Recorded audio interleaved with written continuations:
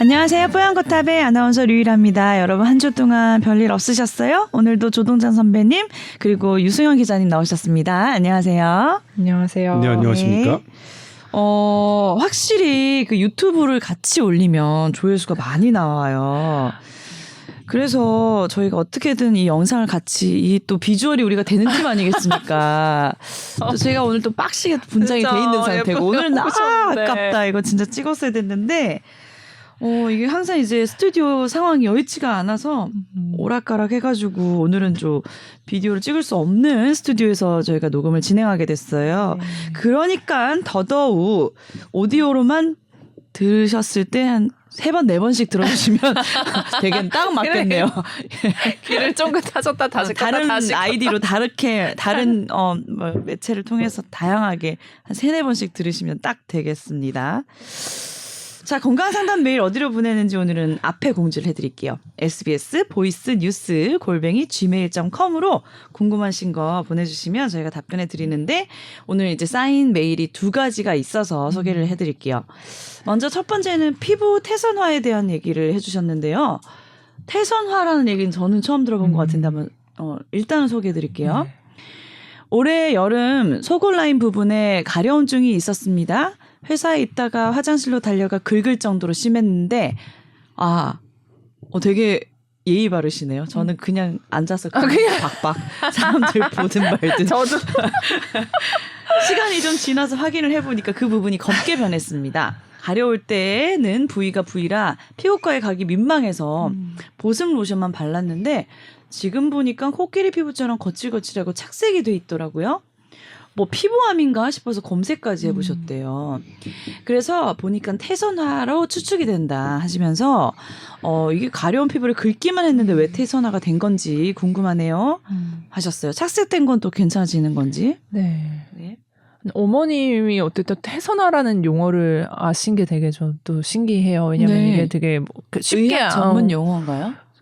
아무래도 용어예요? 일반 그냥 분들이 알기에는 조금 어색한 단어가 아닐까 싶은데 제가 이게 또 의학 영어로는 저희도 익숙한데 이제 태선화가 무슨 한자인지를 모르겠어서 찾아봤어요. 일단 이게 태는 이끼라는 뜻이고 이 선은 버진 핀다 그러잖아요.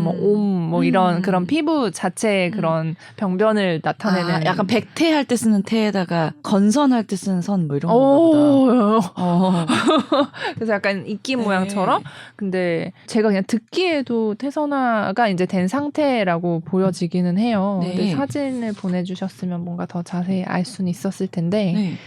그래서 제일 궁금하신 거는 이제 이렇게 된 이유, 원리, 그리고 착색된 게 복구될 수 있을까요?라고 하셨는데 이 태선화의 가장 이제 큰 원인은 이게 왜 그런지 아직 피부 질환 중에서 원인과 정말 완전 정확한 치료법을 알고 있는 게 사실 거의 없지 않나요? 뭔가 치료도 막 비슷하고 여기 뭐지 잡티라 이런 거 내가 20살 때부터 없애보려고 했는데 절대 안 없어지더라고. 다시 올라오고.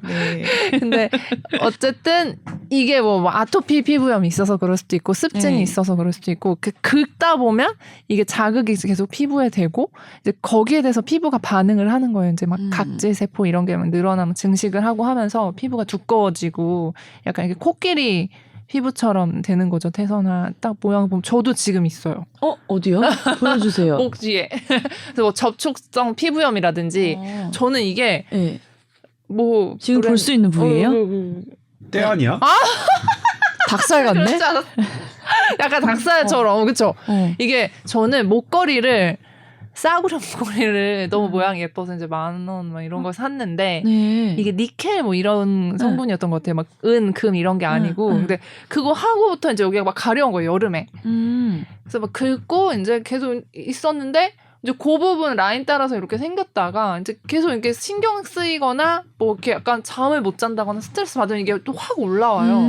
그래서 그럼 긁고 나도 모르게 긁고 하다가 보니 이렇게 피부가 두꺼워진 거예요. 그래서 이분도 제 생각에는 속옷 라인 부분에 이제 가려움증이 있었다고 하셨는데 피부암 이런 거는 걱정하실 건 아닌 것 같고 특히 이런 태선화가 뭐 이런 사타구니 부분, 이제 속옷 라인 따라서나 뭐 저처럼 목에도 생기고 뭐 허벅지 이런 데 주로 생기는 부위가 있다고는 알려져 있어요. 약간 접히는 부분 그런 데가 봐요. 그렇죠. 아무래도 뭔가 속옷 때문에 자극을 받으셔서 그랬을 수도 있고 뭐 속옷에 뭐 그런 이렇게 쫀쫀하게 하는 뭐 고무라든지 이런 것 때문에 아니면 뭐 새 옷을 입고도 접촉성 피부염이 생기는 분들이 있거든요. 그래서 그런 원인 때문에 이제 긁어서 이렇게 되신 것이라고 추정이 돼요. 근데 가장 중요한 건 항상 피부과 선생님들이 가려울 때 긁지 말아라. 맞아. 긁으면 이렇게 되거나 이분처럼 착색이 결국 되거나 제일 또 무서운 거는 긁으면서 막 수포가 생기고 터지면서 거기에 세균이 이제 들어갈 수가 있어서 그게 조금 무서운 건데 긁지 않는 게 사실 되게 중요하다는 거를 그래도 한번 들으시면은 도움이 되실. 때려요? 피부 근데 원래 얼음 가려운 데는 긁어야죠. 그러니까. 긁어야 맛있지. 뭐 어떡해. 네. 목이 못 물린 참아 것도 근데. 긁어야죠. 근데 가려워서 긁으면 더 가려워지고 약간 또 이런 맞아, 게 맞아. 있거든요. 그래서 가렵지 않을 때까지 긁잖아요. 나는 그렇게 한다. 십자가 모양의 이런 거. 하여튼 기본적으로 어떤 눌리는 곳에서의 가려움증은 눌리면 거기에 눌린 부위의 혈관의 압력이 변하고 혈관의 압력이 변하면 혈관벽의 투과성이 변합니다. 그러면 혈액 내에 있던 물질이 밖으로 좀 나오게 돼요. 그러면 염증 반응을 일으키고 그런데 그런 염증 반응이 젊을 때는 잘 회복되죠. 근데 나이 들면 그게 잘 안 돼요. 왜 여기서 제일 젊잖아. 그래도 왜 한숨 쉬어 우리 앞에서. 점점 심해지는 걸 느껴요. 저는 예전에 비해서 젊었을 때 10년 전에 비해 아까 정확하게 뭐 따지자면 과거 5년과 최근 5년의 가려움증을 생각하면 2배 이상 증가했어요. 가려움증이. 그러니까 뭐 건조해진대요. 것, 나이 들수록. 예. 뭐 이렇게 이런 속옷 자국, 겉옷 자국, 마스크 이렇게 어쨌든 눌리는 자국마다 다 가려워. 죄다 가렵고. 맞아. 예전에는 요즘 제가 제일 많이 듣는 게 너 아직도 마스크 자국이 안 없어졌네? 여기도 있어. 부족 지금. 자국. 마스크 오늘도 자국이라뇨. 있어 근데 선배님. 그냥 마스크 떼는 순간 바로 탱탱 올라왔었는데 그러니까 마스크 자국도 가려워요. 어쩔 때는. 이런 거 이런 거, 쓰세요. 원래 이런 거 우리가 쓰는 거 이렇게 오늘 스펀지 형태처럼 이거 주사가 면처럼 생긴 거. 이거 비말 이거 꼭 이제 안 써도 되지 않나? 비말 아니에요. 이거 아니에요? 그냥 덴탈. 치과용 덴탈 마스크인데. 그래서 뭐 그러니까 다만 이제 우리 유 기자가 얘기했던 것처럼 긁는 것은 이제 염증에 무언가가 있어서 그리고 긁는 거는 이것도 이제 이 긁으면 또 긁은 것에 대해서 이 투과성이 변할 수 있거든요. 얇아지잖아요. 어쨌든 물리적으로 피부를 얇게 하는 거니까 혈관에 손상을 주는 거니까 그래서 긁는 거는 계속 긁음을 더 악화시켜요. 언제까지? 아주 이게 피날 때까지. 아주 염증이 막 탱탱해서 아플 때까지 아파야 이제 이 가려움증이 조금 멈추거든요. 네. 그러니까 그거 되게 악화돼야 가려움증이 맞아. 먹히니까 실은 긁지 않는 게 중요하죠. 참아야 돼, 예. 참아야 돼. 우선은 때려야 돼. 왜 그런 건지, 그러니까 왜 처음에 가려우셨던 건지 이 좀 원인을 찾아서 치료할 수 있으면 하는 게 사실 맞는 것 같고. 아니 근데 연고 그냥 바르면 요즘 되게 연고 좋아서 싹 들어가는 게 많던데요. 그거 저도 가려움증 많아서 잘 어떤 쓰거든요. 당뇨병이나 갑상선병이나 네. 이런 것들이 간질환. 이 가려움증으로만 있지는 않겠죠. 네. 그런데 이 가려움증은 대개들 있는 거니까 네. 그렇게 걱정 안 하셔도 될 것 같아요. 그 네. 착색도 시간이 오래 지나면 복구가 되지만 계속 이렇게 긁고 하시면 이건 빨리 어차피 안 돼. 아니 우리도 그렇잖아요. 저도 점 되게 많이 생겼어요. 예전에는 안 그랬는데 요즘에는 뭐 다 침 부위마다 다 점이 생겨요. 맞아. 여기 입 밑에는 네. 뭐예요 지금? 지금 면도해가지고 면도하다가 한 건데 여기 먹을복 생긴 거. 이것도 자칫하면 복점 생겼네. 이것도 선배님. 자칫 저기 하면 점 될 판이에요. 근데 선배님 점은 별로 없으시는 아니야, 얼굴에는. 코에도 점이 생겼고 다리 같은 데는 웬만한 상처 난 데는 다 착색이. 착색이 저도 돼요. 그래요. 예. 네. 옛날과 다르게. 그냥 그렇게 살자고요. 그치. 그 가려워도 조금 참으시는 걸로. 다만 이제 그거죠. 우리 유 기자가 예전에 피부암 했으니까 이게 커지거나 통증을 동반하면 그건 피부암의 적이니까 그런 것만 조심하시면 되고요. 네. 나머지는 뭐 그렇게 적당히 읽으시고. 누나 가려움증에 그래요. 대한 건 아니, 다 그리고 있으니까요. 그죠? 가려울 때 긁으면 또 시원한 것도 그것도 짜릿하잖아요. 그러니까 듣지 말라고 말하면서도 쾌감. 네. 그렇잖아요. 근데 저도 아 근데 얼마 전에 제가 다른 방송에서 손톱으로 긁지 말고 손 이 뭐라 여기. 그래 손가락 그 뭉퉁한 부분 여기로 긁으세요. 더 간지러워요. 이게 긁는 거예요? 장난해 지금? 뭐 그렇게 뭐 어? 라고 막 더워 말씀하시던데. 죽겠는데 더워 죽겠는데 차가운 물 마시면 뭐 배탈 나니까 안 시원하네. 미지근한 해보니까. 물 마시세요랑 똑같잖아. 안 시원하다. 배탈 나더라도 더우면 뭐 참고만 아니 안 긁으면 시원하네. 안 걷지 이게 뭘 그래 그래. 더 가렵다 진짜. 다른데 해보니까. 신경을 자꾸 집중하면서 그리고 이게 모든 요인을 약간 이렇게 몰아가는 것 같아서 그런데 이제 피부 가려움증이 진짜로 스트레스랑 관련이 있다는 게 근거가 있거든요. 아 그래요? 그러니까 뭔가 네, 그런 것도 좀 조절을 하는 게 나는 이제 하나의 방법은 네. 이 가려운 부분에 뇌와 더 가까운 쪽 예를 들면 손가락이 가려우면 손등을 좀 때려주는 거는 좀 그거 차단하니까 예. 경로를 나 요즘 보통은 등이 우리가- 너무 가려워가지고 손이 안 닿더라고요. 효자손. 목을 때려야 되겠네. 목을. 그렇죠. 난 목을 목에 있는데 그럼 어디를? 네. 그렇군요. 뭐 임시방편이나마. 네. 네. 근데 가려움증 얘기하니까 다 진짜 어려워. 계속 가렵지 왜 뭐. 그러니까 저도 약간 말하니까 더 가려워 지금. 옷장에 오래 나 스타킹 신고 있는데 다리가 다 가려운 것 같아 지금. 알겠습니다. 좀 좋아지셨으면 좋겠네요, 빨리. 자, 그리고 두 번째, 저도 이것도 좀 궁금했었던 것 같아요, 평소에. 갑상선에 대한 얘기인데요. 예전에 뉴스에서 과잉 검진으로 갑상선 관련 진단 및 불필요한 수술이 증가한다. 이런 기사를 본 것 같은데 수술하면 뭐 평생 약을 먹고 살아야 한다거나 하는 말도 있어서 저도 굳이 갑상선 검사는 안 받아도 된다. 뭐 이렇게까지도 생각을 하고 있었습니다. 그런데 오늘 회사에서 갑상선 수술로 병가를 내는 젊은 여성 직원을 봤어요. 또 저희 부모님도 갑상선 전문 병원이라고 알려진 병원에서 종합검진을 받았더니 초음파 검사에서 색이 변했다 하여 정밀 검사를 받고 약물 치료를 권고받았는데 꼭 약을 먹지 않고 지켜봐도 좋다는 의견을 받고 1년 뒤 추가 검사를 하기로 했습니다. 갑상선에 문제가 생기면 단순히 기능상의 문제일 수도 있고 암일 수도 있을 텐데요.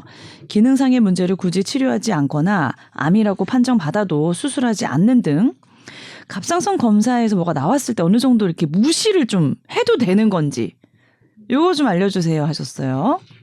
갑상선 암이다 이러면은 보통 암보다는 뭐 착한 암이다. 뭐 이래서 개인이 뭐 일찍부터 우리나라 너무 많이 수술하는 경향이 있다. 뭐 이런 얘기도 저도 어디서 들어본 것 같기도 한데 그렇다고 암이니까 두 개도 좀 찝찝하지 않나 어떻게 해야 되나 그런 생각 해본 적 있었던 것 같아요. 저도.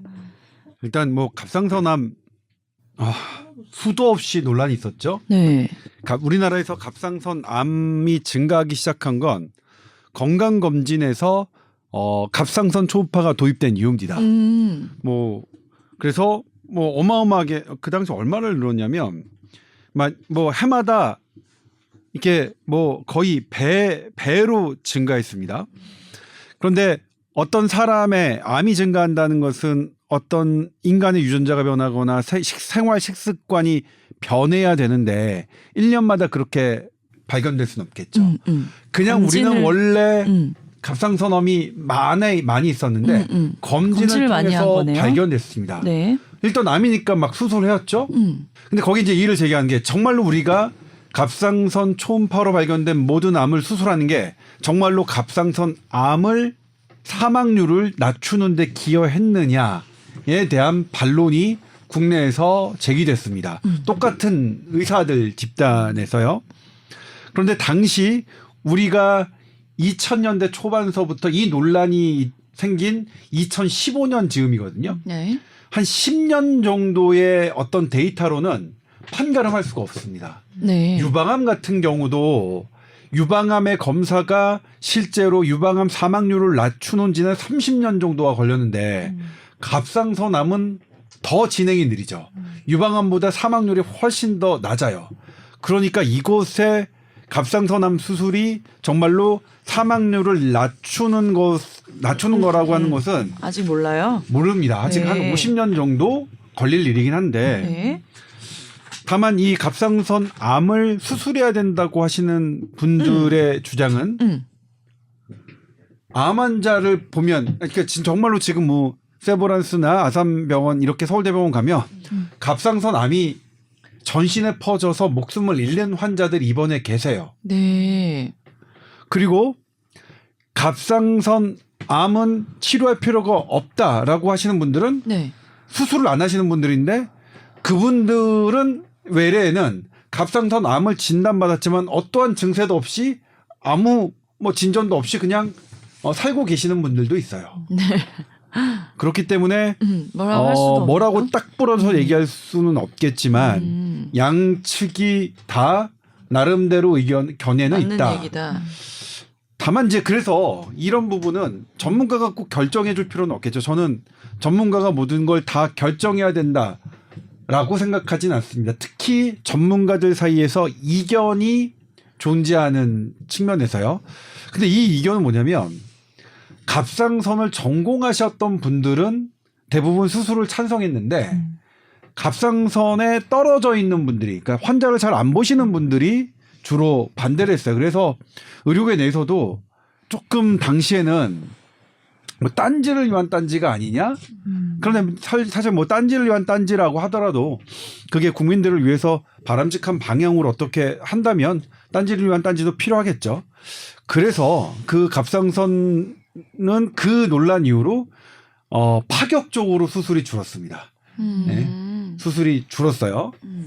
그런데 그것 때문에 일선에서는 갑상선 암으로 사망하시는 분이 늘고 있다는 그 의사들의 느낌은 있어요. 근데 그게 통계적 데이터로 입증되진 아직 않았고요. 지금 그런 상태입니다. 그래서 갑상선 암의 과잉이냐 아니냐의 논란은 아직도 끝나지는 않았다. 그런데 그 논란 상태에서 정립되지 않은 논란을 우리 국민들은 그렇게 겁낼 필요는 없겠구나 생각해서 지금은 뭐 많이들 안 하시는 거죠. 근데 수술하는 외과의 사람으로 봐서는 네. 암 조직을 둔다는 되게 거는 찝찝하지 않아요? 그냥 저기 하진 않아요. 그게 어떤 그 본성 체질상 안 맞는 거예요. 아니 암이 될 수 있는 거를 둔다고 몸 안에 왜? 떼버리면 그만인데. 근데 갑상선은 이유가 있겠죠. 갑상선이 존재하는 이 갑상선이 기능이 떨어지면 그냥 천의 증상? 그냥 모든 게 잘 안 된다고 생각하시면 돼요. 피곤하고 졸리고 당뇨병도 더 악화되고 췌장의 기능도 떨어지고 뭐 멜라토닌, 세로토닌 모든 우리가 갖고 있는 모든 그런 소화 기능, 내분비 기능 이런 것들을 얘들이 떨어진다. 도와주고 우리 면역 기능도 당연히 떨어지고요. 그래서 이거를 다 떼고 나면 갑상선 호르몬이 안 나타나 발현을 못할 거 아니에요. 그러면 이제 약을 먹는데 네. 아무리 그 약을 갑상선 호르몬과 비슷하게 만들었어도 우리 몸에서 분비하는 갑상선 호르몬만은 못해요. 그렇기 때문에 지금은 이제 하더라도 신중하게 하자. 떼더라도 좀 남기던데요? 남기자. 네. 남기자. 그렇게 하고 있는데 그럼에도 불구하고 모양이 이상하고 위치가 안 좋은데 그러면 일단 이게 퍼지는 걸 먼저 막는 게 중요하지 않느냐? 아무리 내가 갑상선 약으로 보충하는 게 조금 불편하고 그럴지언정 이런 의견들도 상당히 수술하시는 분들은 말씀하고 계셔서 그런 측면이 있습니다. 근데 네. 분명한 거는 갑상선 암을 이렇게 위험한 거를 많이 보시는 선생님들은 네. 잘 아세요. 그래서 판단을 판단을 해주세요. 네. 네. 그리고 요즘에는 네. 환자분들이 워낙 이게 과도하게 수술하시는 것을 싫어하신다는 경계하신다는 걸 의사들이 잘 알아서 보통은 바로 수술 얘기를 예전처럼 하지 않으세요. 경과 봅시다 해서 커지는 양상이거나 모양이 안 좋거나 그럴 때는 저기 하니까 그리고 또 하나는 반대로 얘기하면 네. 갑상선 암 진단은 대단히 여유 있게 생각해 볼 수가 있다. 이건 갑자기 악화하거나 설령 그대로 둔다고 하더라도 생존할 확 퍼지지 않으니까. 생존할 확률이 훨씬 더 높으니까 네. 급하게 생각할 필요는 없겠다. 그렇게 생각하시면 될 것 같아요.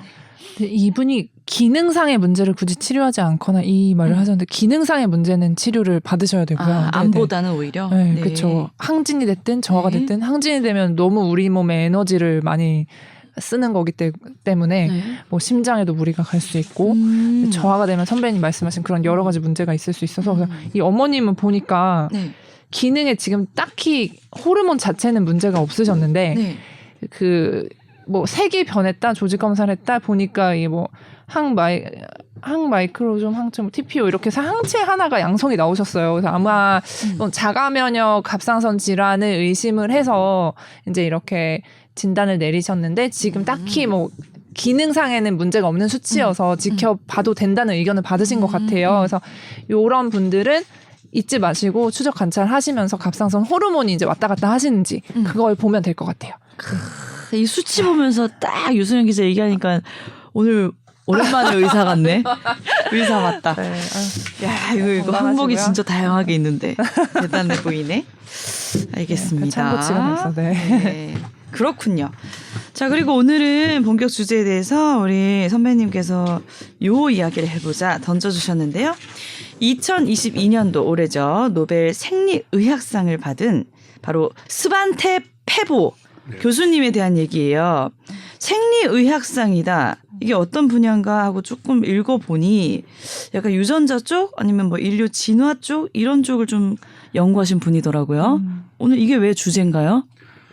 제가 사실 지난 10월 초에 네. 지난달에 노벨 생리의학상 수상자가 발표됐을 때 네. 아무도 예상하지 못했던 분이에요. 이분이? 예. 저는 근데 상당히 재미있었습니다. 이분의 선정이 상당히 좀 네. 어떤 부분이 그렇죠? 사실 노벨상에 너무 얽매이는 거는 지금은 그럴 필요가 없거든요. 그래요? 우리는 너무나 전 세계가 너무나 노벨상에 얽매이고 있는데 그냥 제가 톡 까놓고 말씀드릴게요. 그냥 제가 취재한 거. 2010 몇 년에 우리나라 출신이지만 미국에서 태어났고 어렸을 때 그래서 우리말을 잘 못하세요. 이분이 하버드대에 계시다가 스탠포드 교수로 옮겼고 네. 서울대 의대 석좌 교수라고 했었는데 우와. 그때 노벨 의학상을 예측하는 하는 그런 단체가 있잖아요. 거기서 노벨 의학상 수상자 1순위로 됐어요. 유령. 예, 유력. 그래서 서울대 의대 교수님들이 저한테 그걸 첩보해 주셔서 그 교수가 이번에 노벨상 수상자 유력 후보가 서울대에 오니 당신이 인터뷰하는 게 동창아 네가 인터뷰하는 게 좋지 않겠어 그래서 제가 인천공항 가서 자리 하나 말아놓고 내리자마자 1시간 정도 2시간 정도 인터뷰했어요.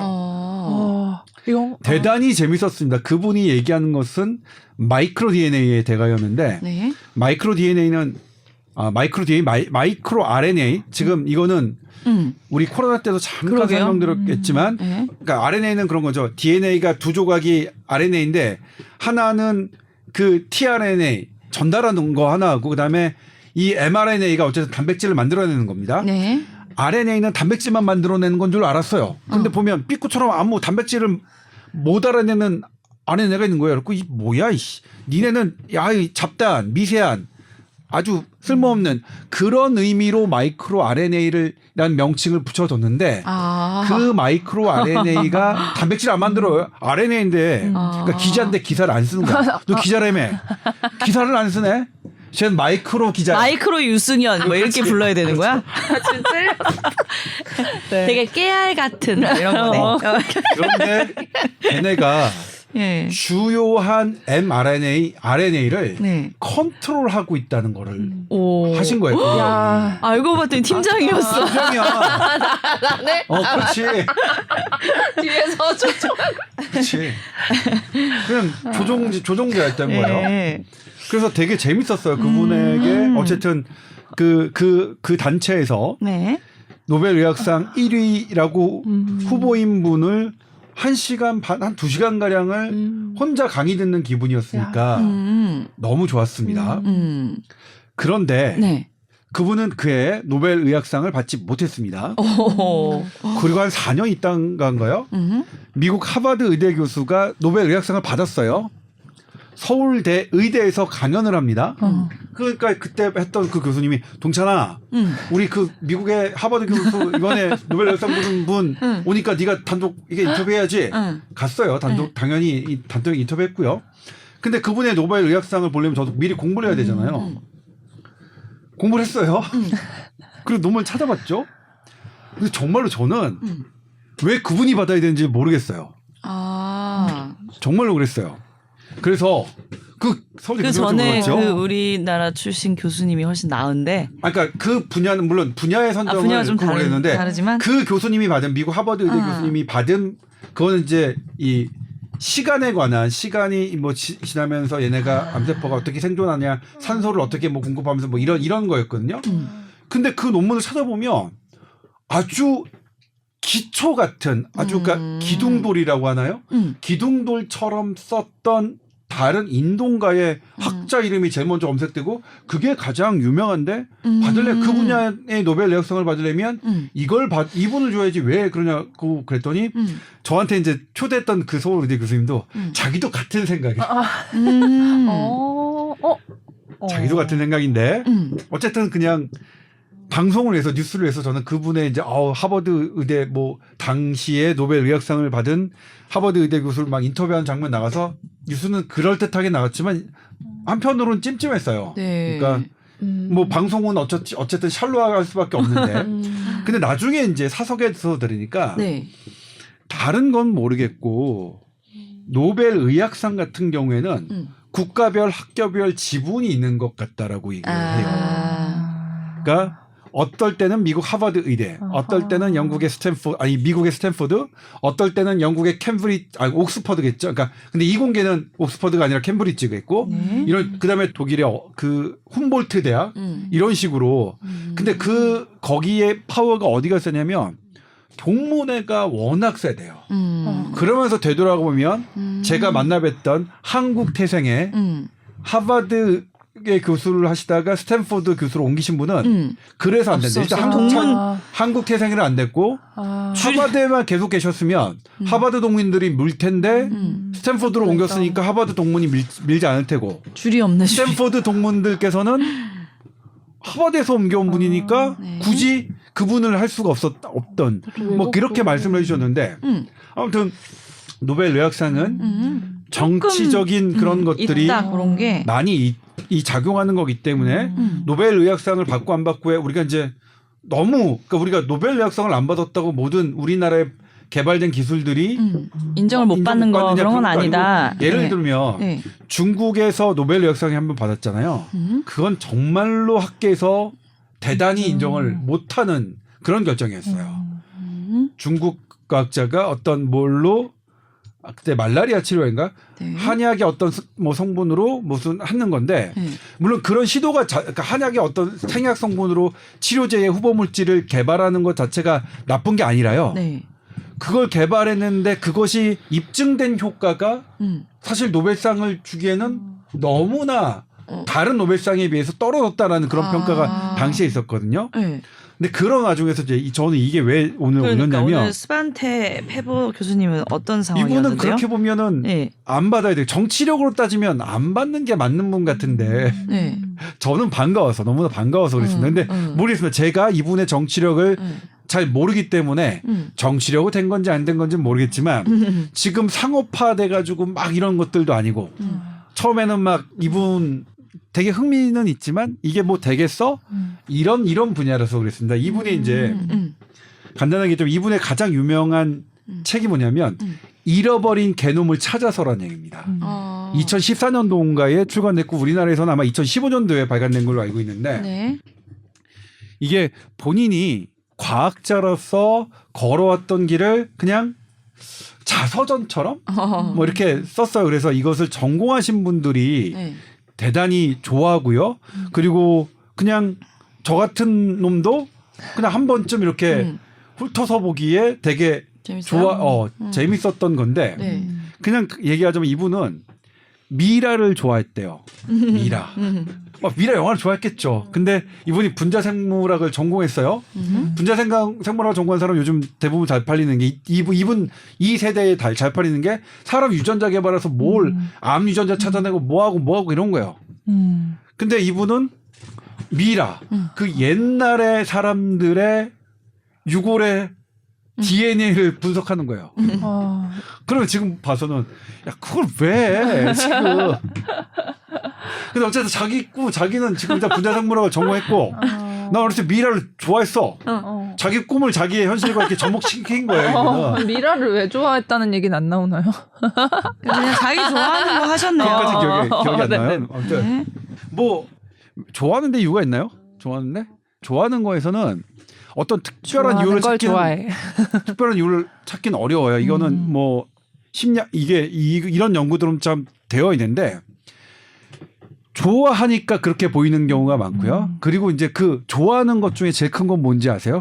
이거 참 우리 나이브하게도 잘생기거나 예쁘면 좋아하게 돼요. 사람을 좋아하게 되는 가장 큰 이유는 외모예요. 이건 뭐 책으로도 나와 있으니까. 근데 예. 아니에요. 외모가 내가 좋아하는 취향 아니면 안 좋아하잖아 절대. 그렇죠. 근데 그렇죠. 이게 얘가 좋아해도 내가 싫으면 나는 싫은 거잖아요. 물론 이제 그런 것들을 처음에 속으니까 외모로 이렇게 했던 것들이 속은 게 경험이 쌓이면 내가 처음에 확 좋아졌던 이 외모로 좋아했던 이런 것들을 맞아. 극복해내긴 하죠. 뭐 아무튼 이분이 왜 20트 미라에 매료됐는지는 잘 모르겠지만 그거를 본인이 전공했던 생물학 기법을 해서 했는데 네. 일단 이제 그러면 고대 인간은 뭐냐? 그러니까 이거 많이 바뀌었더라고요. 저도 이번에 이분 때문에 다시 보게 됐는데 네. 제가 학생 때 의대 다닐 때는 네. 유전학 시간에 배웠는지 아니면 인류학 시간에 배웠는지 모르겠지만 오스트랄로피테쿠스가 있다고 그랬어요. 한 네. 350만 년 전에. 네. 그다음에 쭉쭉 해가지고 호모 네안데르탈인 있다고 했고요. 근데 여기서 그 다음에 갑자기 호모 사피엔스가 나와서 호모 사피엔스 사피엔스죠. 맞아. 이건 책도 있잖아요. 맞아. 이 호모 사피엔스가 우리의 인류의 조상이다. 그리고 이때부터 쭉 돼 있다.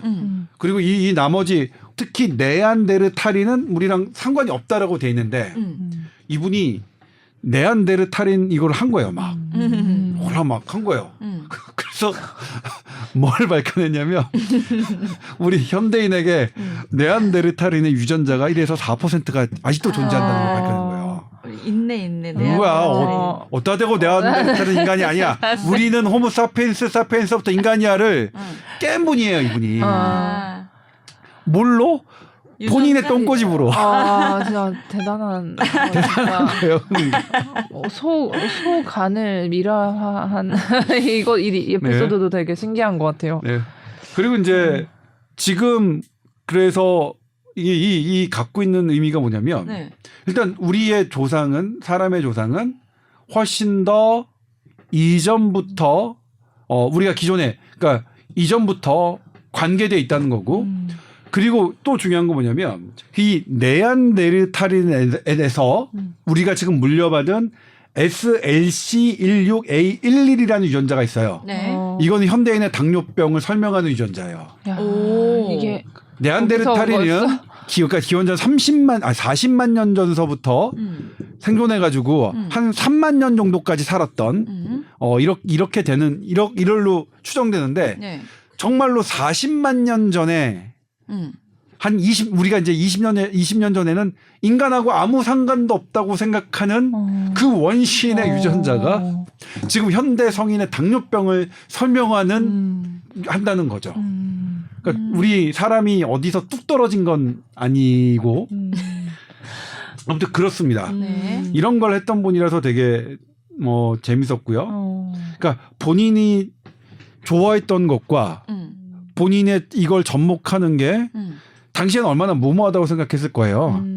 그때 이제 뭐가 제일 문제였냐면 네안데르탈인의 이 고미라에서 갖고 와요. 갖고 와서 우리가 유전자를 분석한답니다. PCR을 돌려요. 그럼 거기서 어떤 유전자가 나왔다면 그 유전자가 그 원래 30만 년 전에 네안데르탈인인 건지 아니면 그걸 캐낸 대학원생의 침방울이라든지 알 수가 없었는데 그래서 되게 어려웠는데 그거를 해결했습니다. 그걸 해결하고 고유하게 그러니까 오염의 변수들을 잘 본인이 찾아내서 고유하게 그 시료가 갖고 있는 미라가 갖고 있는 이 DNA를 밝혀냈던 분이죠. 미토콘드리아에서 DNA를 찾아냈다고 아까 말씀하신 오염 막 이런 것 때문에 뭐 거의 불가능하다고 생각을 해왔는데 그래서 이제 이분이 그래서 이 한 게 미토콘드리아는 뭐냐면 네. 우리가 산소를 이용해서 우리가 먹은 거를 에너지로 하는 게 전부 다 미토콘드리아예요. 이건 세포 안에만 있습니다. 그래서 세포 내 소기관이라고 하는 세포 내에 한 몇천 개가 있어요. 네. 이 미토콘드리아는 특이하게 유일 아나운서의 머리카락, 뭐 눈썹 이런 거기에 딱 유전자를 뽑아서 그 유전자는 전부 다 엄마 거 반, 아빠 거 반이에요. 근데 미토콘드리아는 아빠에게서 받지 않아요. 맞아요. 무조건 엄마 거예요. 참 그러니까 생물학적으로 보면 이렇게 되게 중요한 기관은 엄마 거에서만 받는다는 거는 이거는 대단히 그러니까 유전학적으로 여성이 우월하다고 하는 거예요. 이게만 나타나는 거는. 아니, 그러니까 우리가 진화론으로 좋은 게 물려주는 거죠. 좋은 걸. 그러니까 미토콘드리아는 남자께 전혀 들어가지 않는다는 것은 이거는 그렇죠. 이게 이제 미토콘드리아 재밌는 연구가 제가 예전에도 말씀드렸죠. 2008년도인가 나왔는데 네. 미국 연구팀이 한 2007년인가 그래요. 그러니까 이것도 간단하게 설명드리자면 자, 이제 우리 옛날의 인류들을 생각하면 이제 뭐 350만 년 전에 오스트랄로피테쿠스가 있다고 그랬죠.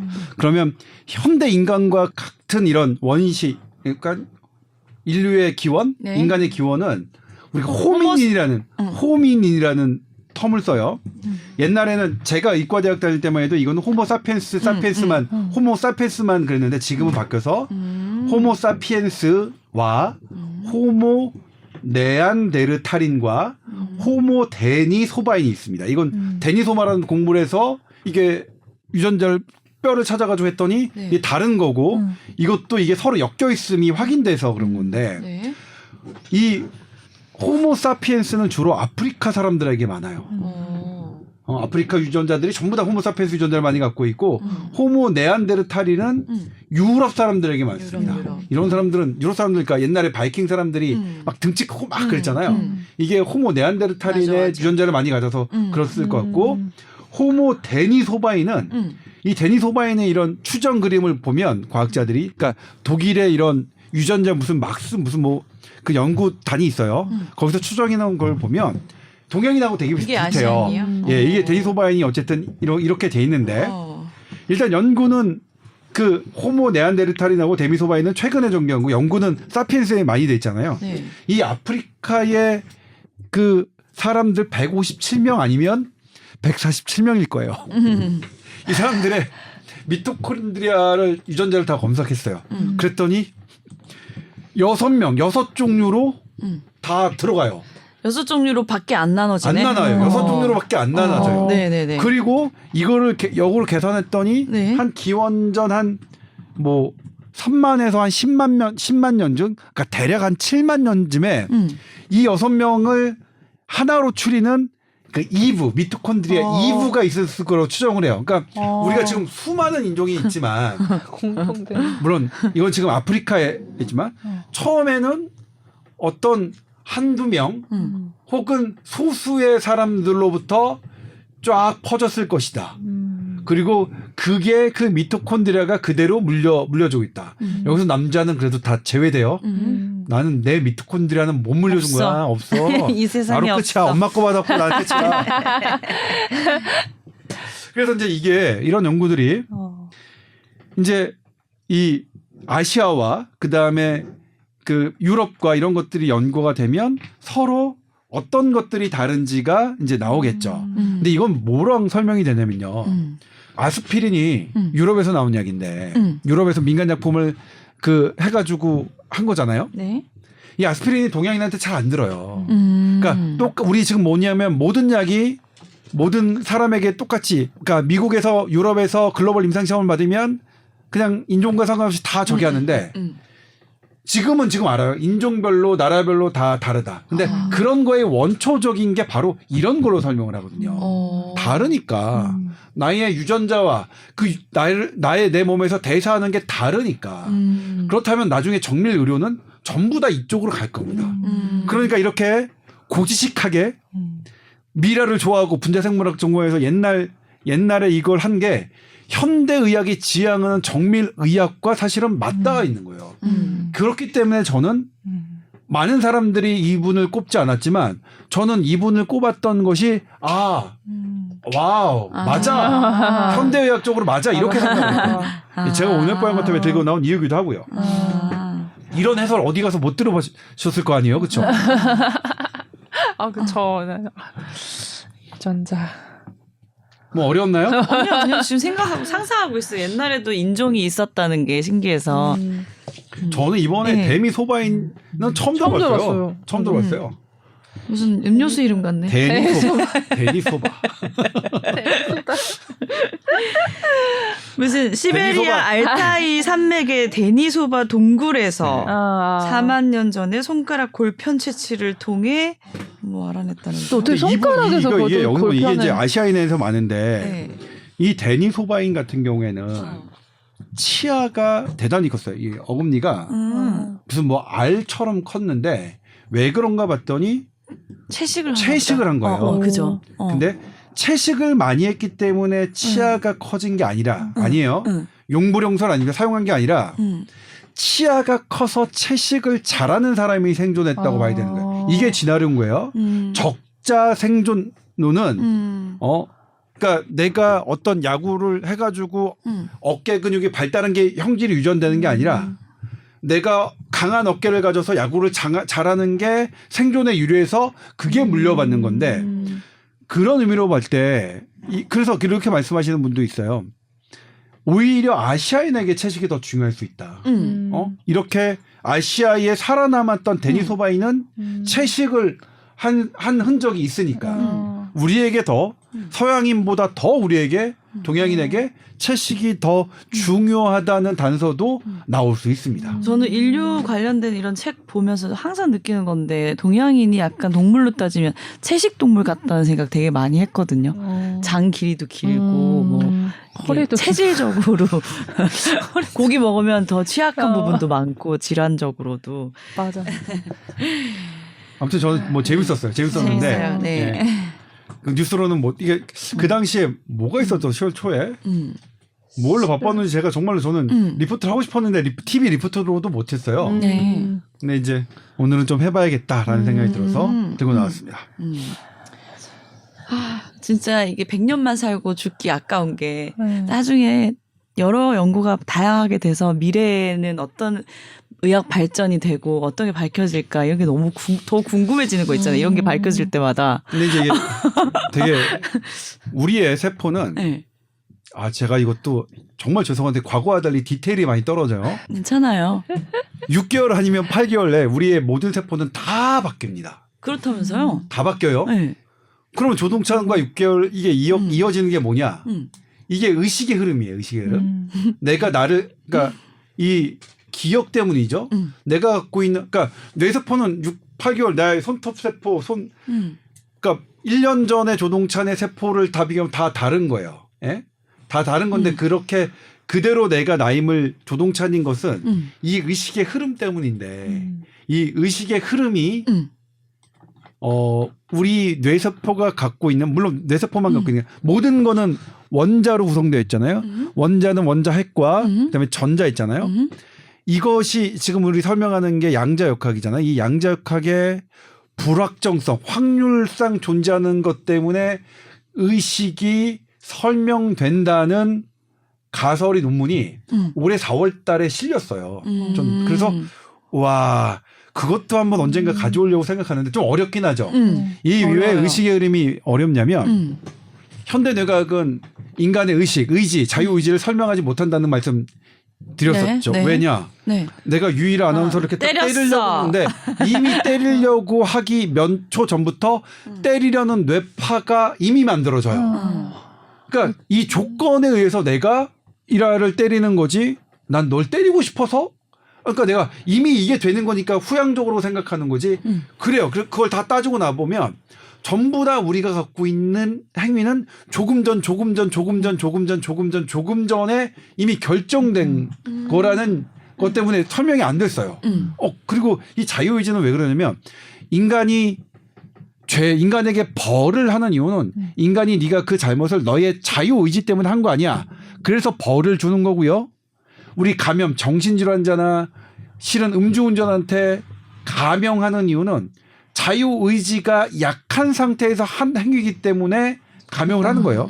그런데 저는 그것에 반대하는 게 자유의지 그 사람이 이런 음주를 하면 사고를 낼 수 있고 마약을 하면 내가 더 사고의 위험성이 높은 걸 알면서도 그것을 했기 때문에 그 선제적인 자유까지 다 해서 저는 감형 자체를 저는 개인적으로는 반대합니다. 저는 그리고 저의 생각은 많은 분들에게 동감을 받지는 않고 있고요. 저희 개인적인 생각이고요.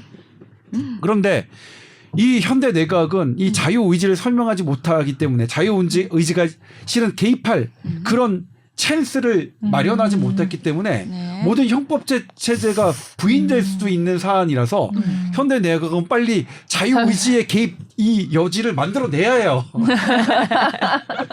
그렇다고 대충 만들 수는 없잖아요. 그런데 그 전까지는 우리가 뉴턴의 법칙 그러니까 일반적인 물리학 체계에 적용되는 뉴턴의 법칙을 사용했기 때문에 우리가 아직 그 여지를 못 만들어냈다라고 생각해왔는데 네. 진짜로 그거를 양자역학의 개념을 동원해서 이걸 만들어낸 과학자들이 있다는 게 너무 놀랍지 않아요? 진짜. 얼마나 할 일이 없으면 너무 재밌어. 고마워. 그러니까 내가 살아생전에 이런 연구들이 좀 더 되고 물론 저는 누군가의 해설을 봐야 되고 그러니까 단번에 안 읽혀요. 그래서 막 해설을 듣고 찾아보고 거기를 해설한 다른 그 신문을 보고 이래야만 저도 간신히 짐작이라도 하는 정도지만 그럼에도 불구하고 너무 재밌어요. 그래서 그 의식 네. 그리고 이제 그렇게 따져보면 뭐냐면 사람은 과연 없어지는가? 나의 유전자는 어차피 나는 1년 전에 비해서 나는 다 없어졌어요. 의식만이 나를 계속 이어주는 이거거든요. 네. 그리고 나의 유전자는 후손에게 어쨌든 가죠. 예를 들면 유전자뿐만 아니라 내가 갖고 있는 모든 것은 완전히 없어지진 않습니다. 하늘에 올라가 땅에 묻혀서 그러니까 물질은 이게 내가 화장을 하더라도 태워서 그게 연소가 돼서 하는 물질은 어디론가 하는 거고 제가 그게 묻히는 거는 없어지진 않거든요. 그렇기 때문에 거기를 관통하는 어떤 의식만 과학자들이 해준다면 우리의 삶과 죽음도 수학적으로 물리학적으로 계산 가늠할 수 있는 그 무언가가 나오지 않을까? 방정식이 나오지 않을까? 제발 제 살아생전에 그걸 봤어. 그 과학자분들이 삶과 죽음에 대한 방정식도 좀 만들어 주셨으면 좋겠다는. 그럼 예전에는 인류가 지금만큼 없었잖아요. 인구수가 많이 늘었잖아요. 그거는 어디서 온 거죠, 그러면? 그러니까 뭐냐면 물질로 따진다면 없는 물질이 갑자기 생성된 건데. 아니죠. 그러니까 뭐냐면 우리가 먹는 것들 있죠. 전부 다 있는 것에서 먹는 거죠. 자연에서 지구 안에 있는 그러니까 자연도 되게 어려운 게 자연과 인공은 사실 인간이 만드는 걸 인공이라고 하는데 인간이 만들어낸 것도 어찌 보면 저쪽 조물주 입장에서 보면 그냥 자연이겠죠. 저쪽 그 우주적 관점에서 보면 무슨 타워, 100층 타워 이것도 그냥 개미집에 그러지 않을까요? 예?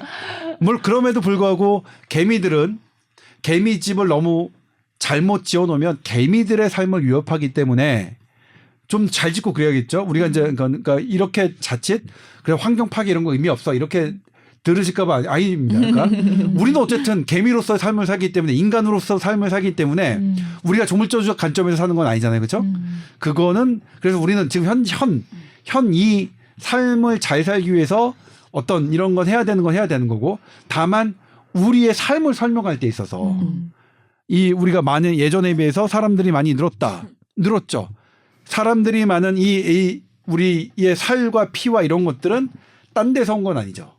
우리가 갖고 있는 그것도 유전자가 모태로 지령을 해서 주변에 있는 산물들을 먹고 취함으로써 그렇게 받은 것들이죠, 사실. 예. 네. 뭐. 오늘 이야기가 뭐 한 번 듣고 이게 쉽게 이해가 안 될 수 있는 좀 어려운 이야기일 수도 있잖아요. 근데 어려우면 제가 하면 네. 잘못한 건데 어려웠다면 그러니까 저도 이제 그러니까 제대로 하는 건 아니고 뭐 그냥 두세 번 재미로. 들으면 더 예. 이해가 잘 될 수 있는 내용이랄까. 그러니까 그냥 요약하자면 그러죠. 그냥 네. 우리가 옛날에 원시인이라고 인간과 상관없던 사람들을 연구한 사람이 노벨 역상을 받았다. 왜 받았느냐? 상관이 돼서. 그 상관없는 게 아니라 그 사람의 유전자가 우리한테도 갖고 있고 그 유전자로 현대인이 앓고 있는 당뇨병도 설명되어지고 이 유전자가 왜 동양인, 아프리카인, 유럽인이 다 다뤄지는지도 하고 이것에 따라서 앞으로 정밀의학이 나갈 건데 그 옛날에 고지식했던 옛날 그게 현대 정밀의학과 상통한다. 이게 이제 요점 정리하지 네. 말지. 왜냐 이 얘기를 내가 왜 했냐면 우리 방송을 들을 수 있는 이제 매체가 유튜브 그리고 네이버 오디오 클립 또 뉴스 홈 팟빵 이렇게 크게 나눠지는데 한 번씩 4번 들으라고 한 얘기였는데 요점 정리하시면 어떡해요? 아니 그래도 끝까지 들으시는 분은 많지 않아요. 아 그런가? 유튜브가 오늘 없기 때문에 네. 3번씩만 들어주시면 딱 맞겠다. 얘기를 하면서 마무리를 하려고 그랬죠. 자, 알겠습니다. 일단 우리나 3번씩 듣자고요. 같이. 아니 저는 우리 선배님이 이 팟캐스트 이 청취율에 되게 신경을 많이 쓰신다는 것 자체가 되게 존경합니다. 저는 진행자로서 조금 뭐 덜 들을 수도 있고 더 들을 수도 있지 않을까 이렇게 저는 생각을 했는데 굉장히 관리하시고 이렇게 많이 들어달라고 이렇게 읍소해 주시고 한다는 게 되게 이제 열정이 있다. 이 프로그램에 사랑과 애정이 있다는 뜻이잖아요. 예, 그 마음을 아마 알아주실 것 같습니다. 네. 근데 이렇게 사연 보내주시는 분들 이렇게 보면은 네. 끝까지 다 들어주시는 분들 같긴 해요. 근데 이제 더 많은 분들이 더 끝까지 들어주세요. 저의 핵심 취재원인 의대 교수님들 중에도 들으시는 분들이 꽤 있어요. 그래갖고 제가 뭐 여기서 헛소리하면 야, 너 그거 틀렸어. 진짜 왜 그걸 또 듣고 그래? 막 그럼 교수님들도 틀린 거 있으면 바로바로 여기다 올려주시면 재밌겠네요. 나한테 겐톡 보내지 마시고 겐톡 하지 댓글과 마시고 사연으로 보내주세요. 다 같이 공유 한번 해요. 네. 네, 알겠습니다. 다음 주는 우리가 이제 밀당을 끝내고 또 얼굴을 보여드릴 예정이니까 기대해 주시고요. 한 주 동안 건강히 보내십시오. 감사합니다. 감사합니다. 네.